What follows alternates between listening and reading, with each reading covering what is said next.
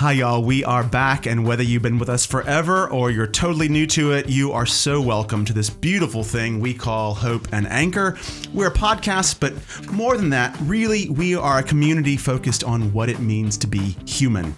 Someone said that spirituality is human beings fully alive. I love that description. I want to live like that, more fully alive. And that's what we hope Hope and Anchor is about, increasing our levels of aliveness, increasing our levels of wonder and joy, and maybe decreasing our levels of BS along the way. I've got a pretty high level of BS, if I'm honest. Help me, Jesus. And hopefully along the way, we have loads of laughter as we get into it. So I'm one of your hosts. I am Trey Hall. That's right. And I'm Jazz Ampalfar. And when we talk about spirituality, it's whatever that means to you. So it's really about the different things that spirituality means to different people. That's right. And nothing's off limits, which is incredibly helpful because some of us have verbal diarrhea and vulnerability hangovers, don't we? So we will hear definitely more of that from you, Jazz, and maybe from me too. Spiritual, religious, spiritual but not religious, atheist, agnostic, wherever you are, fill in the blank, pull up a chair. We are so glad that you're here. And we're also really glad to say from now on, Hope and Anchor is always on. Woo-hoo! Now that you've found us, sign up for new content every single week. Big names, reports from around the country, and hopefully lots of interaction with you, our Hope and Anchor community. It says in the script, this week we're our best behaviour, but that's a lie. We've already... Let me know when you start. Oh, here we go. This week we tried and failed to be on our best behaviour because we are sharing the conversation with Britain's Etiquette superstar and top 10 podcast host William Hanson, the one and only. Your name sounds like a superstar. Does it? Does it? Hanson. It sounds like a handsome leading man. Oh, well, I'll take that. And the UK's leading Hyacinth's Bouquet fan. And you also co-host Help I Sexted My Boss with your BFF Jordan North. And here they are in action. Dear William Jordan and EPB, I'm afraid I have a devastating dilemma for you. I'm currently house sitting for my parents whilst they're away on holiday for a week. On the first night, after a few glasses of wine, I got under the bed to plug my phone charger into the wall. There I found a very pretty shoebox. Oh no, don't look in the shoebox under the bed. Based on how vanilla my parents seem, I thought I would do no harm to open the box. No! As it was probably some form of family memorabilia. It's always the vanilla ones. It's them that are like, yeah. I was very wrong. Oh, Jesus. Why would you look? Oh, I don't even know if I can read this. Why would you bloody look? Why? William Hanson, we've already heard you laughing, but welcome to Hope and Anchor. Thank you very much for having me. Oh my gosh, it's great to have you. I love listening to you and watching you. I've gotten lots of little tidbits. Thank you for the ironing advice. I've been doing my collars wrong forever, so now I'm, doing them properly. Thanks to you. There we go. I've done something. Your purpose in the world yes. is complete. I'm really fascinated by you because you've got these two really different projects going on. Yes. One is about, proper etiquette and manners and politeness. Yeah. And one is the debauchery we just heard. Jordan, no. I'd just like to point out that was a listener's letter. Yeah. But like you said, I think it's the stuff that you can't mention on radio to stuff that I love this, would make a vicar blush. I'm a vicar, and I would say I'm not usually someone who blushes, but that brought me to the edge of blushing. I would say, yes, that story that we heard, only a snippet of, and it does get worse, is very much not representative. Oh, come on. We found that one That piece. is definitely at the slightly more extreme end. We've also had letters from people in the past. There was a High Commission in London who they were having a problem arguing over who got access to the diplomatic parking bay, and they wanted us to adjudicate. Okay. And that's the sort of problem I'm slightly more comfortable with, rather than discovering sex toys under beds. The tension between those two projects in you, what is that like to hold those two ends of the spectrum in yourself? Well, so far so good, but we've done Sexted now for just over 6 years, and the first couple of series I would spend time panicking, I think even on the podcast, that my career, my actual career, which is the etiquette stuff, and Sexted at the time, we didn't earn a penny from it, was going to end the bit that paid the bills, and that people weren't going to find it funny, or people would find it funny, but then sort of the people that pay me weren't going to find it funny. And I have been lucky in two regards. One, that generally Westerners, and I'm sort of lumping everyone in together, more or less can laugh at themselves, and I think most Westerners are aware of you can have different parts of your life. And secondly, due to internet regulation, you can't access the podcast in the Middle East. Because we've got sex in the title. Right. We just don't exist. And that's where a lot of your market is? Well, previously, for yes. Yeah. So they just don't know. Okay. It's just like, it's just this gap. But does it feel, in yourself, does it feel... Do you feel like you mentioned panic? That was about your economic, your checkbook. But like, do you feel in yourself like a tension, or does it just feel like these are just two parts of what it means to be William Hansen? I always have in the back of my mind, I can't do or say anything that literally, if all my grandparents are dead, but if they were still with us, or if my parents heard, they probably wouldn't love it, but they're not going to disown me. I always have that in the back of my mind. I think, to be honest, Sexted has been very good for me, I think. And someone said this to me the other day, and that, it was Jordan, but he said this off mic, that I have completely relaxed. I'm still quite uptight, which will give you a rough idea how uptight I was 6 and a bit years ago. But it sort of just enabled me not to take myself as seriously as perhaps I did. I didn't ever take it seriously. I just think it manifested sometimes, particularly in the media, as, maybe he's not really in on the joke here. And I'd like to think I always was, and I was in my head, but maybe I didn't express that very well. So the Sexted has been a huge force in my life in every aspect, but also in just sort of understanding myself. That sounds very academic about it now, but sort of understanding myself and discovering who I am versus who I don't actually need to be. What have you discovered? Like, what's the new self or the emerging self that you feel? I am much more laid back, and I'm much more liberal than I thought I was. I didn't think I was overly conservative at all, but maybe it's living in London. It's rubbed off on me. But I'm just a lot more, not accepting, because I was accepting, but I can connect with things and understand things and be more empathetic, because we said in the very first episode that we did, if you wanted to encourage people to send in their dilemmas, if you wrote us a handwritten letter, which of course is a dying art, I will write back to you. As long as you put your return address, I will write back to you. And that was fine, because we had 3 listeners. We can do that now. Yes. We'd be fine with that. No, can I make a suggestion? Don't promise.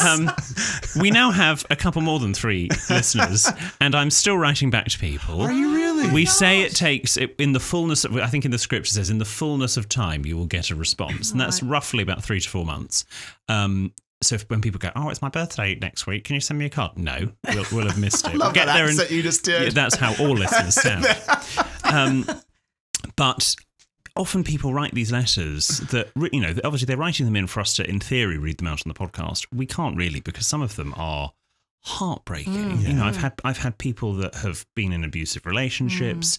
I've had people who want to leave partners, who are just trapped and have really bad things going on in their life, but they feel that they would like to write to me specifically, because we do say Jordan doesn't see any of these or even reply to them.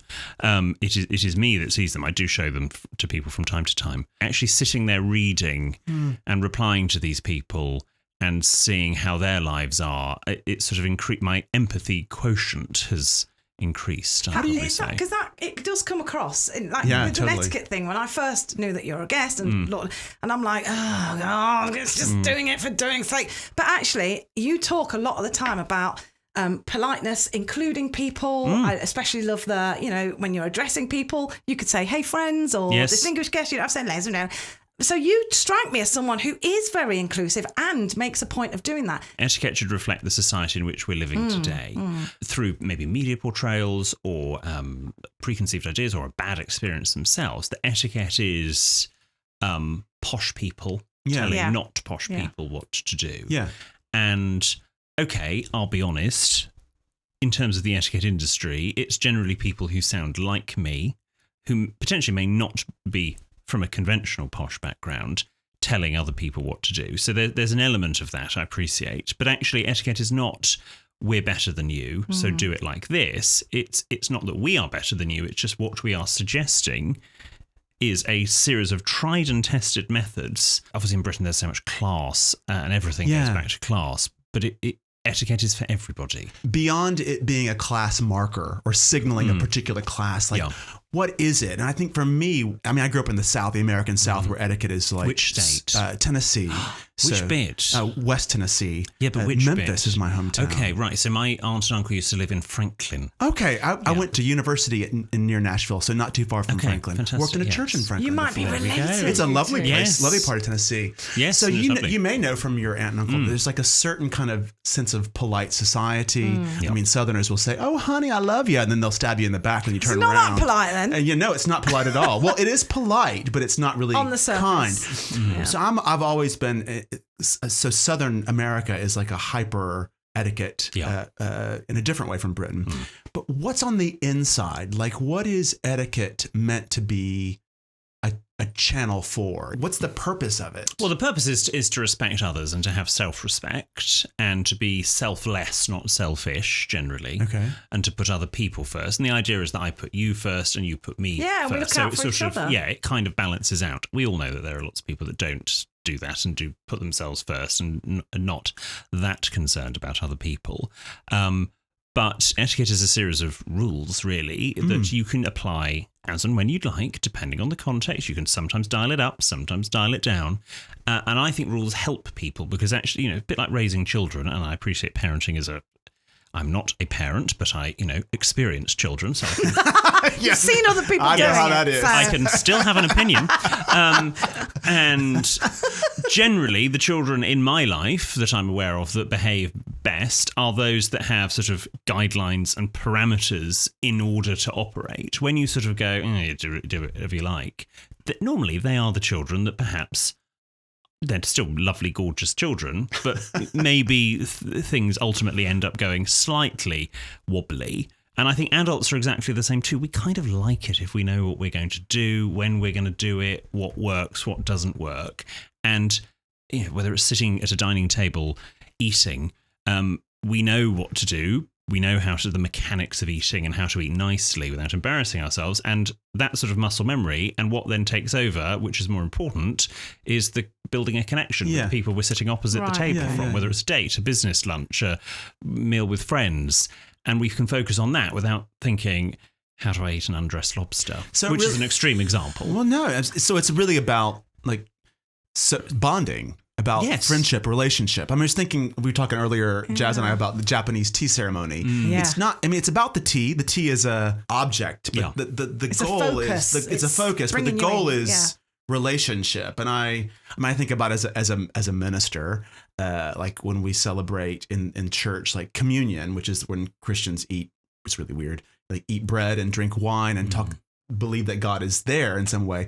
There is an etiquette around the table, but it's really about making sure people know that they're welcome to the table. That's the main thing. Yeah, but what about, I've been in church where everyone's kneeling down and drinking out the same cup, which is utterly gross in my I think COVID slightly changed that. Did it? Does it not happen anymore? Well, no, it still happens. Yeah. But I think more people suddenly went, oh. You can just hold it. You can just hold it. But you can have a blessing. What about the thing about that? Because sometimes etiquette can go so far that if you're not aware of it, you start feeling left out. It has the opposite effect. Yeah. So I don't feel welcome at the table or at the she, whatever. And it's because it's not taught. The parents don't necessarily know what they're doing teaching their children. The schools aren't doing it. Corporates or businesses aren't necessarily doing it. And so because people aren't doing it, there is this now attitude, it doesn't matter. It's a bit outdated. I don't, I've got to this stage in life without knowing it, so we won't do it. And then problems occur. I'm thinking of all the corporates that I work with, that normally 9 times out of 10, the sort of the corporates or the brands that I work with in my proper job of etiquette training is because there's been a problem and then I'm brought in to fix it. Then you're called in. It's not a proactive approach of, let's just actually spend really not a proportionally very small amount of money compared to their budgets on, the office and the coffee machines, doing that. And then we won't have the problems. I'm obviously very grateful for the work. There's always a problem. Problems, that's all we want. And then it's us. What's the not like the most common thing, but what's the one thing that if what it was taught, you think would ease that situation? No one knows how to introduce themselves. No one knows how to introduce other people. Okay. No one knows. I think, and it's in those sort of first almost 7 seconds. By the way, all of you lovely, tick, tick, tick. So you don't need to come to any of the training. But we'll discuss that later. But you can mark us off there. We can be awkward with those first 7 seconds of how to greet them. Do we do a handshake? Do we do a kiss? Do we do that?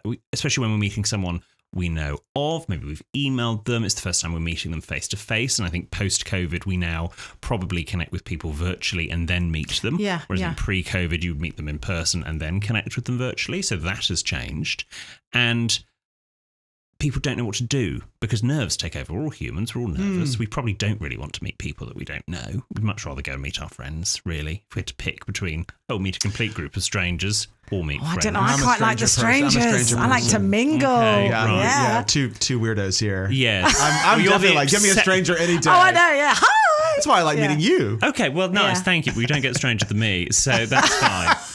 But I think we can be overbearing. Because because we're very excited. I've actually brought the decibels down over the years. I used to teach, and when I first started teaching in my class, year 1, 5, 6-year-olds, everything was bright orange and purple and pink, and it was like, let's do this. And I started to realise that some of the kids weren't comfortable with the whole kind of full force of everything, even though it was dressed up as educational. That's what I get from you when I watch you on TikTok, when I hear you speak now. Even when we met you, you have a way of doing something that's considered like could be exclusive, but including people in that way. How have you done that? How do you get to that point? I've never overanalyzed it, or indeed analysed it. Really? Let alone No, I seem like a really super analytical person. I mean, I've done it. I was filming something the other day, and I had to sort of in the script. They were like, "I have been doing this role since X," so I had to actually do some maths and work out. And I've now done this for 17 years, which makes me feel ancient. Because in my head, I've only just left school. And I think a lot of it is trial and error. I've done things enough, and TV shows and radio and live performances, and done my job enough. And only really, to be honest, I'd only really say in the last year, I feel that it's all started to click. And I'm actually getting anywhere. Not to say that the rest of it was wasted time. But I've sort of worked out what people like. But also, but it's depressing because people like me should not exist. I should not need to teach people how to behave. Etiquette coaches should not be a career. But sort of I'm also sort of reliant, and this is sort of sad, really, on people being badly behaved. Oh, interesting. And actually, there's more work for me if people are worse. You'd adapt, William. You'd adapt. If suddenly everybody was polite and kind and gracious. You'd find a way. I'd go, there we go, I've done it. There we go, hurrah! Celebrate me. So at Hope and Anchor, we like to go to braver places than some podcasts go to, though I do think, William, you go to quite brave places on yours. We go to the depths of some sort. Yes. We like to really get at questions of love and taboo and mystery and weird stuff like what's actually real, what does it feel like to be changed, death, life before death, life after death. That's our precinct, that's our stuff. To continue the conversation, we have totally misappropriated a game show classic. Jazz, can you reveal it? I can. Here is the Hope and Anchor version of Wheel of Fortune. Oh, yes. It's so classy, isn't it? I feel like you picked that up too much. It's not that exciting. Oh, I think it's pretty. Our producer, John, is so thrilled with this. It's his idea. Lovely. Okay, John you think so? Himself. Yes. And the colors are a bit garish.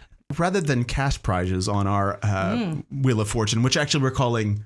The Circle of Death. Circle of Trust. Circle of Trust. Not Wheel of Fortune, the Circle. Rather than cash prizes, each slice represents a topic, a thought starter for us. Now, just for those of you who are watching or listening who are young, this is not Michael McIntyre's The Wheel, which I did see you on, and well done for getting two footballers. I could have only gotten one. I was like, because you were like, you went with Messi afterwards. I can't remember, that was amazing. Yes. I'm the gay boy who would have only gotten David Beckham, but it's not the Michael McIntyre wheel. It's the circle. It's the Circle of Trust. You're going to spin the wheel as you do, and it will land on a topic. Yes. Here's the rub: you can choose that topic. But if you're thinking, that's not something that's polite, or it's not something I want to do, you can spin again. But if you spin again, you have to go with what happens next. There is no choice at that stage. All right. Sliding door. What does that mean? Like a sliding door moment. So something that could have been, but isn't.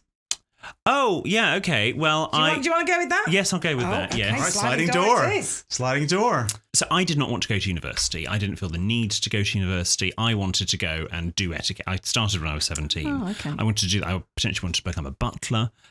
Or something. I sort of knew that that's what I wanted to do. But my parents said, and I do agree at the time, probably it was the right. And I'm glad now, based on what I'm about to say, that they said this.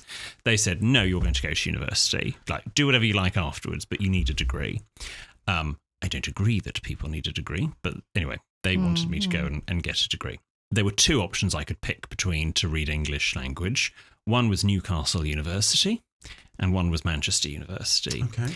And Newcastle is I'm sure, have you both been? Yes. Both places, yeah. Is beautiful. Newcastle is beautiful architecture, Georgian architecture, looks like Bath really, but it's just in the north and lovely accents. yes, great higher amount people. of pasties and things like that than compared to Bath. And it's lovely, and I was so tempted to go to Newcastle, but for whatever reason I just chose Manchester.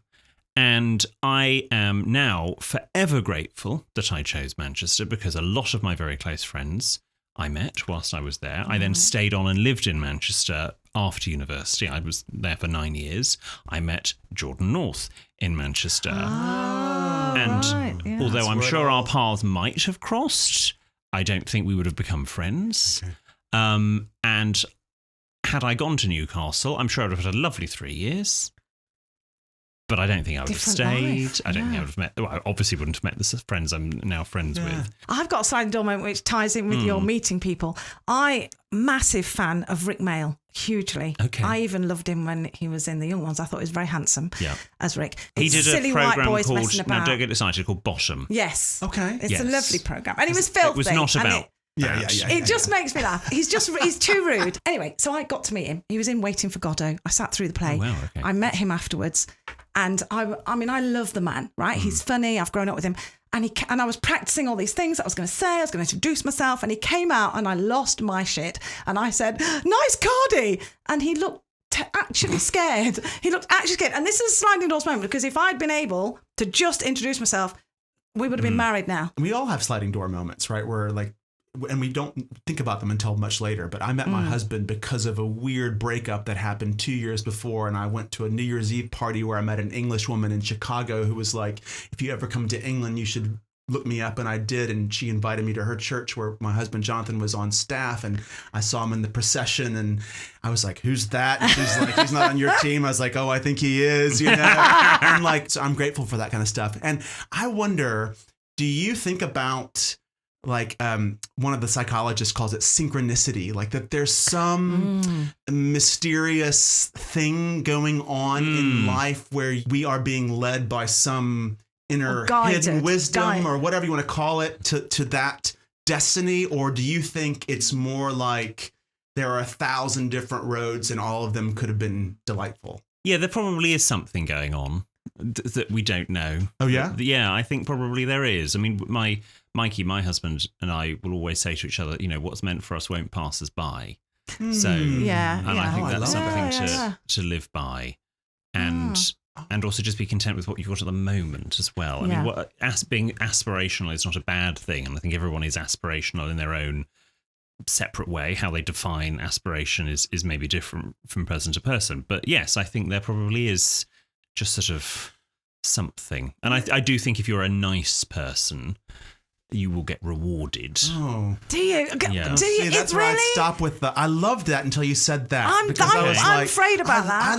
I love what's meant for us won't pass us by. Yes, that's beautiful. But like so many lovely, kind people get shat on in this world over and over. Yes. And horrible people succeed. Yes, but I think ultimately they might get their comeuppance. But the shitty people might get their comeuppance. Yeah. It'll happen. Of course there are awful people that you think. In fact, I was on the phone to a friend whilst walking here. He's a lovely person, but we were talking about someone in the public eye. We're like, why are they so successful? Loved. Because blah blah blah blah blah. But at some point, something will happen. I don't mean anything awful. I don't want anything. I know it sounds like you're like committing crime. I'm taking them out to the river. Are they a bad person, or is it? I'm not being like a snowflake lefty, but I mean, no one's born an idiot, are they? No one's born like a dickhead. That's learned behaviour. You were talking before about how people haven't learned things. So isn't it, can we not have empathy and compassion for people who no one will have a conversation with them about their behaviour because they just think, well, that's how they are? Or do we it's throw because them everyone out? is probably, particularly in the media, I mean, this is getting a bit deep now maybe, but we like maybe that. you like that. Yeah, exactly. We go there. Is that nobody actually wants to call out these people because they're the talent. If we're thinking of sort of obviously the most extreme example being Jimmy Savile or anything like that, and also it comes down to money and they're making too much money for us. My new book that's coming out in September, plug. There's sort of etiquette now. I think I've put in this book things that I don't. Correct me if I'm wrong, everybody. There isn't in other etiquette books on how to call out objectionable behaviour in a polite way, whilst not sinking to their level. You actually can fight fire with a little bit of fire as well. You don't have to be a complete pushover. Being polite doesn't equate to being a pushover. It just equates to just trying to show there is another option. But actually, you can call out someone if they say something terrible. Maybe you're calling them up. Not calling them out. Or calling them in. Or calling them in. Because calling out, I'm like, I don't want to upset, people pleasing. I don't want to upset anyone. So I'll go from saying nothing to getting into an argument. I mean, there's people pleasing. There's also a sense of like, do we want people to change for good? Like, and what helps? I'm not, when you talk about like really extreme cases, it feels different, but like for folks who are just human beings messing up, like, is there a sense of like, could the call out be something that actually helps them along? Or do we have to sort of draw a line in the sand? This is why we need your book, because how do you actually do that without shutting someone down or them refusing to listen because they feel... Yeah, and obviously there's all sorts of different calling out because there's something illegal going on. Calling out because someone's just been a bit of a dick and said something that you hope was said unintentionally. This conversation around change, and you said, I mean, I'd come back to that thing. What was it? What's meant for us won't pass us by. What's meant for us won't pass us by. It feels deeply, it feels it's a quite spiritual thing to say. We're a podcast that's looking for the spirituality kind of running through everything, and we always like to ask our guests, do you, William Hanson, see yourself somewhere on the spiritual spectrum? And if so, how do you describe that? Yeah, I mean, I was raised Anglican, Church of England. My grandmother, Etiquette Granny, who gave me the Etiquette book, which started everything when I was 12, was very religious. C of E. Although, God bless her, I sort of laugh about it now, and I think she actually, at the end of her life, came to have a different opinion. But when the Church of England allowed female vicars in 92, I think, she was going to go Catholic, and like not in a funny way, like, this is like, she seriously was considering. It's an article of faith for her. Yeah, exactly. And actually, come the end of her life, she would always worship at Bristol Cathedral. She was actually quite friendly with some of the female clergy, and actually said some very nice things about them. So I think, over time, it's always the way. Over time, she softened on that. I was confirmed in the Church of England, aged 12, 13. My friend Ashley and I, which we can't really work out whether this was either sort of good or quite offensive, but we would retell the stories of the Bible with our Beanie Babies when we were about 10 or 11. I think that's good. We did the Bible retold. And Moose was, I think, Judas Iscariot. I can't remember. We had a whole cast of people. Brilliant. We sort of slightly embellished it a little bit, and then it broke into a light spectacular like at Disney. But we used to do that. So we were. I was more, and I used to go every Wednesday during break time at school, right up until I left school at 18. There was communion in the chapel, and it was literally the chaplain, the verger, me, and Mr. Heritage, the music teacher. You were that kid. And I was the only pupil that would go. Yeah. And to be honest, I mainly went because we all sort of, before and afterwards, were sort of bitching about the staff. And that was quite fun. That was the draw. Yes. I love it. And I also used to do a satirical podcast at school, and we used to do little sketches about the star. So it's quite a good sort of source of Get your material. But I did it was also very nice just to take a break out of the hustle and bustle of school, which comparatively is not hustly or bustly at all compared to real life, and just sort of sit and be still and calm and collect thoughts. I wouldn't say I'm a devout Christian, but I'm definitely not atheist, and I'm probably not agnostic. I'm just sort of one up from agnostic. And what does that feel like? What does your spirituality or not now feel like in your being? Like, does it feel like assurance? Does it feel like following the rules? Does it? Well, yeah. I mean, look at the Ten Commandments. It's a series of rules, really. It's a sort of series of and whatever the equivalent is in different religions. It's sort of just a set of rules in order to follow to sort of have a relatively nice, pleasant, carefree life. Some of them have different interpretations depending on what type of person you are, but generally, it's a good thing. When you say what type of person you are, what do you mean by that? Well, some of them, supposedly don't like the gays. Don't like some other religions with women or with blah blah blah. So there are exceptions. I'm not saying religion is all sort of peaches and cream, but I think generally in terms of sort of what the overriding message is a good one. You can see that in you. There's a countenance. I separate faith and religion, because religion feels like somebody else's story and faith feels like your own, what you identify with. And so in your work and in your life and in the way you just show up and your way of being, it feels like there is something about you that is comfortable rather than confident. Is that, would you? Yes, because I wouldn't call myself a confident person necessarily. I'm confident if I know what I'm doing and if I'm in a space that I know what's going on. But if I'm in a environment that I don't naturally love, which is normally either other people's weddings or nightclubs or sort of loud restaurants, is normally my trigger for get me out of here, and I'm just going to slightly shut down. I gotta ask, what about other people's weddings? They go on far too long. Oh, just there's no need for it. Yes. You mean the service itself or the whole day? That entire day. The whole day? Oh, you're lucky if it is a day. The weekend, the trip. Yeah. And you have to be happy the whole time. That's why it's like you can't be tired or bored or sick of cake. Yeah. You have to keep enjoying yourself. I love, because I would think, again, this is my kind of stereotypes about an etiquette coach are breaking down, because I would think that you would love a long, drawn out, full of formality, 16 banquet. Quality over quantity. So when we got married in 2022, so we actually officially got married, and like the legal bit was just done in front of immediate family. So there were 10 of us, and it was like 10 minutes, sort of civil service, blah, blah, blah. And then everyone then came to the church for a blessing. So that's when sort of the thrust of the guests turned up. That was at 12. All the guests were done by 5. 12 to 5. Lovely. And do you know what?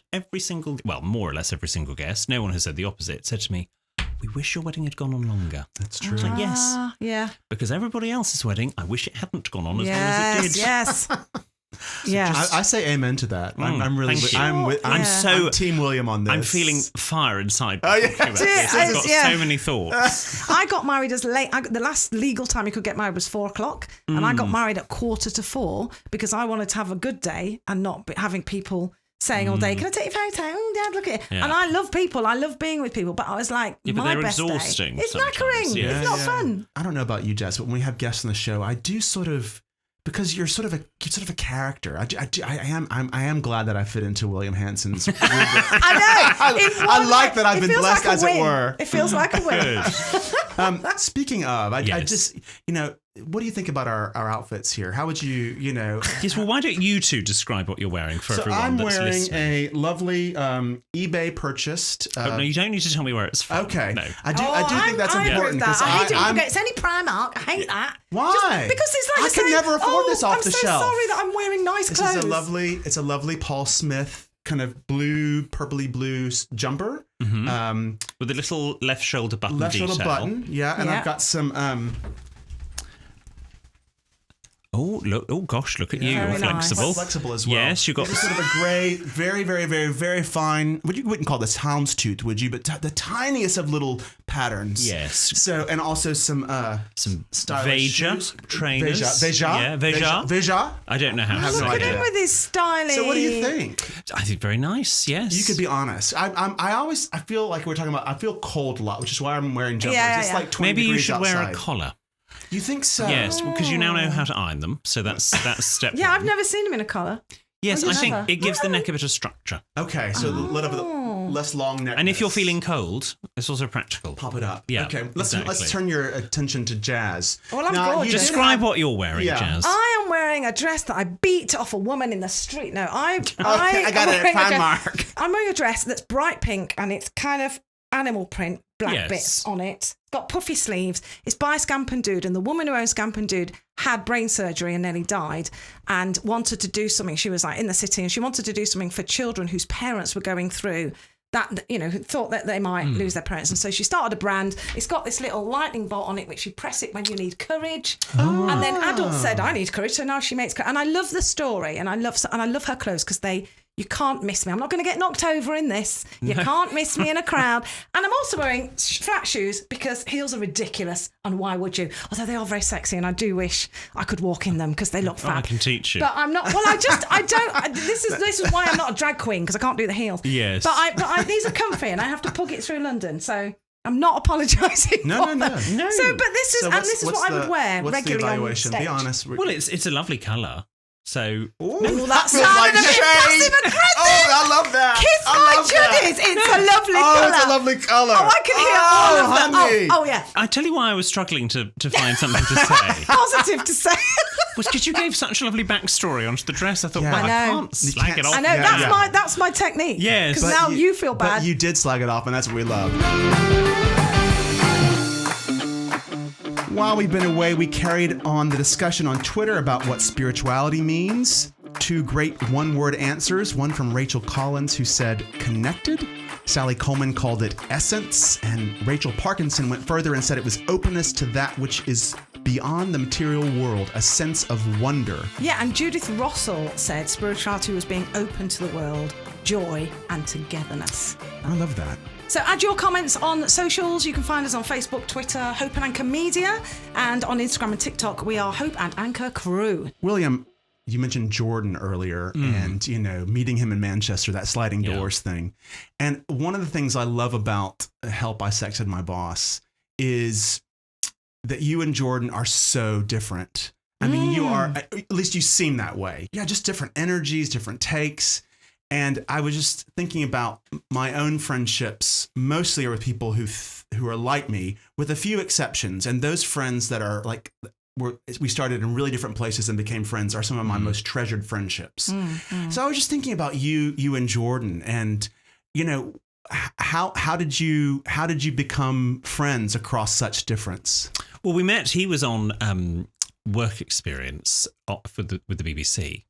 And I was booked as the guest. I was the talent back then. Oh. It's very different now. And I'm the bag carrier. And he was in charge of chaperoning me from the reception to the studio, back to the green room, blah, blah, blah.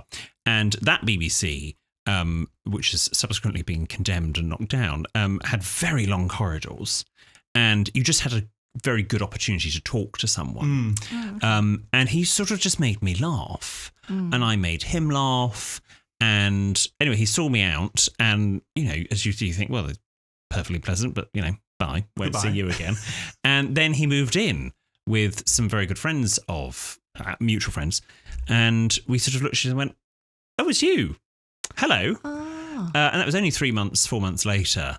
And we just sort of found each other very funny and very different. You seem to really like each other. It doesn't feel like a total like personas acting. Yeah, I mean, it's nice that you are aware of that, because sometimes we do interviews and they're like, so, and they just assume that we've sort of been thrust together for a concept for a podcast. Like, no, I didn't work with Jordan before. I do work with him now, and It's a Sounds like that might be delicate alchemy. when you no, he's gorgeous and lovely, and he's obviously incredibly successful with what he is doing, and at the top of his game in terms of the radio sphere, and his podcast isn't doing too badly either. But yes, he can be quite frustrating sometimes in terms of work style. Just give us an example. I don't want you. We're not trading shade, but maybe a little bit. I like to prepare, but we've talked about this. I like rules. Oh, is this you two? It's definitely not me. Who's the William? Who's the Jordan? I'm the William. It's total William. Could you tell? Yes, yeah. Yes, I could. It was the shoulder detail. It's fine. And but this is what Ben, our lovely producer, says to us. Sexted is a podcast celebrating difference and what makes us different, but also how we are different but similar at the same time. And its success is arguably because we are so different. Yeah. Actually, if we were the same person, it wouldn't necessarily have done as well. So whilst, yes, this is the producer trying to be terribly diplomatic, I can see why that frustrates. And I'm sure Jordan gives... It's like, I'm so tired of that control freak. Yes, exactly. Not that I've heard that about myself before. There can be moments, and I like to prepare. I will look at I say the scripts. I don't really have scripts, but sort of the ready bits are scripted, and everything else is free flowing. But I'll look at them the day before just to tidy up the grammar. Sometimes if the producers have been a bit sloppy. I'm looking at John, our producer, right now. I'm sure his grammar is perfect, and I'll sort of write just bullet points about what I want to talk about in the first half. And Jordan will just turn up and literally 30 seconds before just write it down in a pen. That's what I did today. Jazz, okay, the WhatsApp group on the way here. Jazz is like, this? please, can you give me access? She says to the shared folder. I was like, God in heaven. Because yesterday I had all of my little, these are the questions I might want to ask. Yes. But 2 hours before, she is very professional. Yeah. So she pulls it off, but 2 hours beforehand, you're like, I'm where's the script? Me and Jordan, it's show up and shine. That's how I work. Show up and shine. Great. Yes, but how are we, and I'm looking at Trey here, how are we meant to shine if we don't know what you're going to do? I am perfectly capable to give you the space that you need as control freaks, but strap yourself in, because I'm riding something. You are shy. Just like... Fine. Yeah. Well, I think not only is it a lovely friendship thing in y'all, and I love that, I think really good friends always can be really honest about the things that really are niggles, Yeah, the truth. But it's such I don't know how different you are in real life, but it's such a culturally unusual thing for there to be such deep friendship across difference. The idea that someone who supported labor might be friends with someone who supported the Tories. These things are real dividing things in our culture. And they can be. And I would, I would posit that in some of those instances, it's maybe that they're not as secure in their own selves, that they feel that they can't be friends with people outside of their own little bubble.